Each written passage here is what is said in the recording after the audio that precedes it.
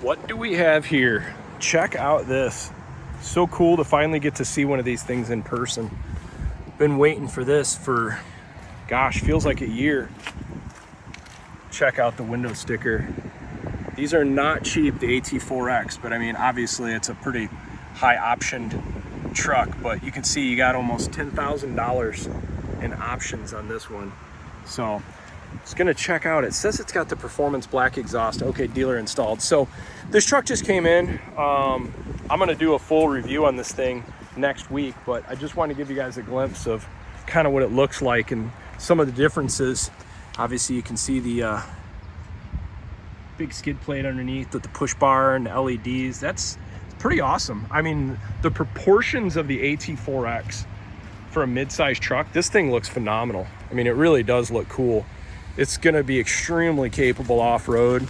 The presence of this thing, it's cool. This mid-size truck market, this is so fun to see between this truck and the new Ford Ranger Raptor and the Toyota Tacoma.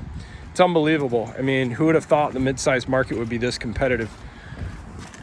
Yep, that's I've heard that GM put a serious amount of development into these shocks. I'll be curious to see how the road manners are.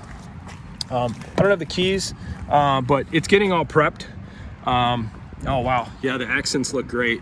But I'll have a better video on this thing next week. You can kind of get a size, the proportions, the side profile, and we'll go through this thing just to kind of give some thoughts and perspectives on this. Now let's just compare this thing to just a standard AT4. Okay, so not an AT4, they got an elevation, but a lot of similarities in the elevation of the AT4 as far as just cosmetics and looks. It's still a really great looking truck. There's a ton of value in this one. Here's what's wild. Look at the price difference. I mean, you're talking almost half the price. Now granted, this is a cloth interior truck, but I mean, man, that's a ton of value in a truck from 39 grand to $69,000. It's a big difference. It's hard to believe you can get $30,000 just in options for a truck that comes pretty packed from the factory. Wondering if there's any differences you can tell as far as in the frame and anything. And it looks like it's got the same under fender lining, but obviously look at the shock mounts. Shock mounts are inbound. That's passenger side. Yep, big difference.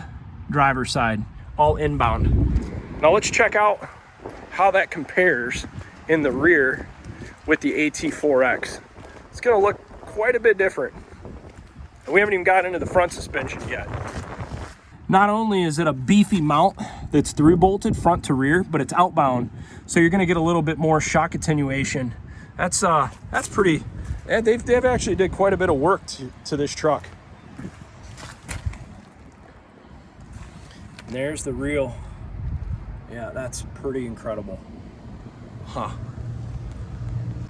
All right, now let's see what the elevation. So you can see it's just a standard strut. Obviously not as fancy as the AT4X DSSV, but that's where you're getting your cost. You know, you're getting a much more premium suspension truck on the AT4X. Okay, now here's what's cool. Right next to the elevation, we get to now look and see an AT4. So the difference between the AT4 and an elevation. Look at the shocks. I'm sure they're tuned differently, but it's still an inbound shock, like the elevation. Let's see if we can get in here. Yep, similar type of strut. Might be some different dampening, I'm assuming. If we look at the front end, how's the grille compare? A little different.